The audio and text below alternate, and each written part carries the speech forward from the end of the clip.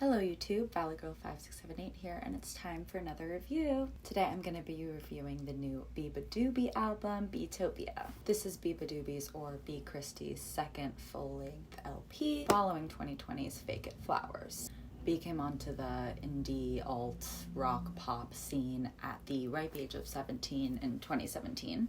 And she has been a staple in this sort of genre ever since, even catching the attention of Taylor Swift and Harry Styles. Right off the bat, there's a very obvious development from her 2020 LP. While this album is heavily influenced by grunge, just like Fake It Flowers was, it is also very clearly influenced by other types of popular music from the early 2000s, like the bubblegum pop and the singer-songwriter girlies of that era. She is slightly less angsty, if you will, than she was on Fake It Flowers in Beatopia, but it's really because she's, exploring more of her inner child than she was on that album. Overall, sonically, the album is definitely more upbeat and light, but don't get it twisted, it certainly has all the darkness and melancholy and deeply felt nostalgia that you get from Fake It Flowers. On a more sonic production note, she is playing around with more experimental song structures and aspects of the genre that she fits into, which is multiple genres really, in one, which is what pop music is kind of developing into. Which brings me to the fact that I found a lot of kind of hidden references to a lot of indie singer-songwriter girlies in pop and rock and within the genre of indie alt rock pop. But that's a very big spectrum, so it covers, from what I am seeing in the album, it ranges from Billie Eilish to Faye Webster. This might just be something I wanted to see and that I'm just seeing for myself, these cute little patterns that potentially could have been accidental or maybe subconscious, but I definitely feel like this album feels much more indie canon than Fake It Flowers was, maybe because of this. And I will point these out as I go through the album, and I'm curious to see if you are oh my god, I didn't realize that, or if you're definitely noticed that, hee hee. The first track, Beatopia Cult Song, very much references her cult following that many deem her fans to be. In my opinion, her cult following is just members of Gen Z, teenagers. Track 2, 1036, was one of the singles we got. This song is very obviously grunge inspired, and I got immediate snail mail vibes. So indie girl catchy, just Shotgun by Soccer Mommy. This song does give us our first bit of information on what the main theme of this album is, which is a relationship she has been through or went through or whatever, and how her mental health interacted with it, and just what that relationship felt like to her.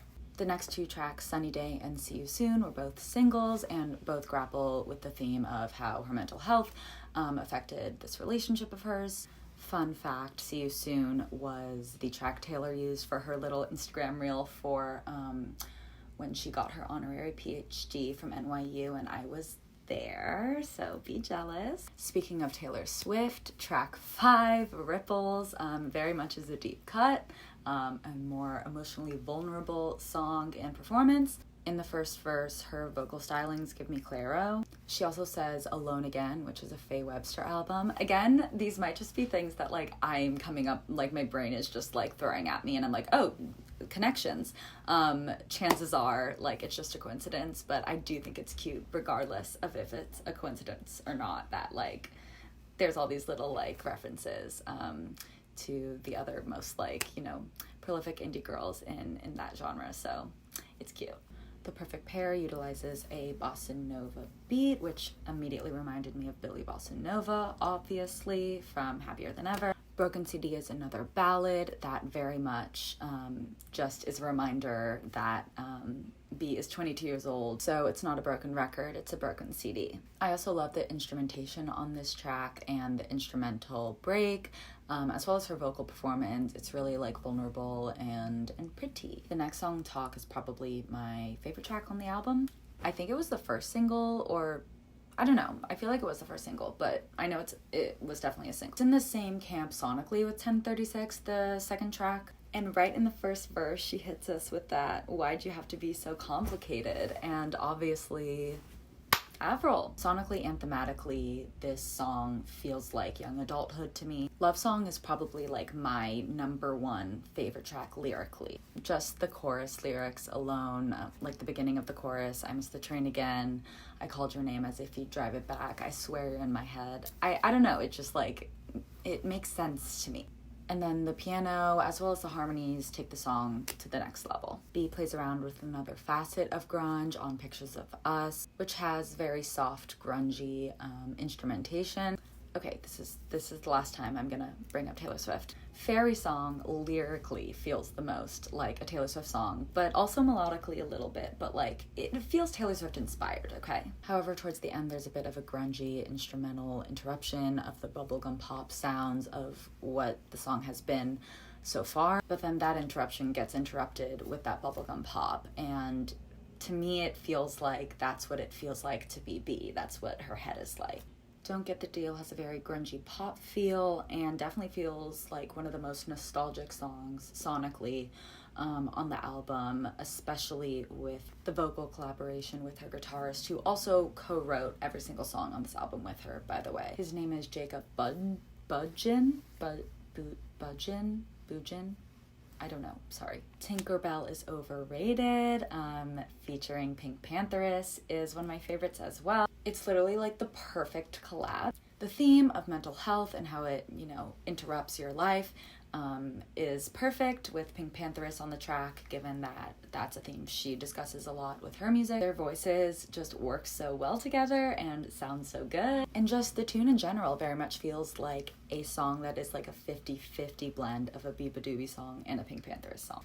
And the last track you'll hear, That's the Thing, is a lovely soft closer, which I feel like references her, songwriting roots, which are what brought her to fame, which are what caught people's attention, and you really can't go wrong when an album ends with a guitar strum. Overall, I really like this album. I think it is definitely a development from her last album, and I really liked her last album, but I did feel like there were some songs that were like more on the mid-level, and I really think that like every song on this album is really, really good, is really, it feels like a fully formed album, more than her last album, and obviously more than her first two like mixtapes. I feel like she's really stepping into her own as one of the main prolific indie girls of our generation and of the genre, and I can't wait to see what she does in the future, but I am happy with this for now.